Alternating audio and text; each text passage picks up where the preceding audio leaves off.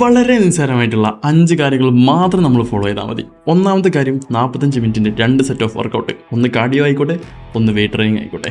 രണ്ടാമത്തെ കാര്യം 10 പേജ് നമുക്ക് മോട്ടിവേറ്റഡ് ആകാൻ പറ്റിയ, നമുക്ക് ഇൻസ്പയർ ആകാൻ പറ്റിയ ഏതെങ്കിലും ഒരു ബുക്കിലത്തെ 10 പേജ് കണ്ടിന്യൂസ് ആയിട്ട് വായിക്കാൻ വേണ്ടി ശ്രമിക്കുക. മൂന്നാമത്തെ കാര്യം 4 ലിറ്റർ വെള്ളം കണ്ടിന്യൂസ് ആയിട്ട് കുടിക്കുക. അതായത് 1 ഡേ 4 ലിറ്റർ വെള്ളം വെച്ച് കുടിക്കുക. അതെന്തായാലും നമുക്ക് കുടിക്കാൻ സാധിക്കും, കാരണം നമ്മൾ 2 സെറ്റ് ഓഫ് ട്രെയിനിങ് ചെയ്യുന്നുണ്ട്. അപ്പോൾ തന്നെ നമ്മുടെ 4 ലിറ്റർ വെള്ളം എന്നുള്ള ലക്ഷ്യം നമുക്ക് അച്ചീവ് ചെയ്യാൻ പറ്റും.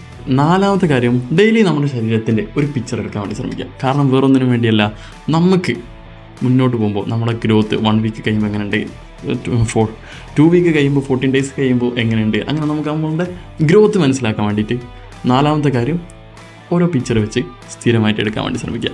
അഞ്ചാമത്തെ കാര്യം പ്രോപ്പറായിട്ടൊരു ഡയറ്റ് ഫോളോ ചെയ്യുക. അതായത് നമുക്ക് ജിമ്മിൽ ട്രെയിനർ ഉണ്ടായിക്കോട്ടെ, അതിൽ വേറെ ഏതെങ്കിലും ന്യൂട്രീഷനോ ഡയറ്റീഷ്യനോ ആരെങ്കിലും ഉണ്ടായിക്കോട്ടെ, നമ്മുടെ വെയ്റ്റിനും നമ്മുടെ ഹൈറ്റിനും അനുസരിച്ചുള്ളൊരു ഡയറ്റ് അവരെ കൊണ്ട് പ്രിപ്പയർ ചെയ്യിപ്പിക്കുക.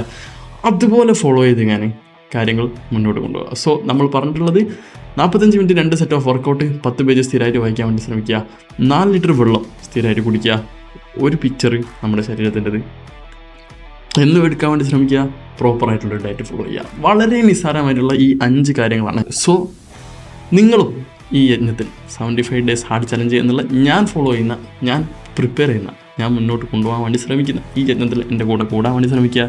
സോ നമുക്ക് ഒരുമിച്ച് ഗ്രോ ചെയ്യാം. ഞാൻ സിനാൻ.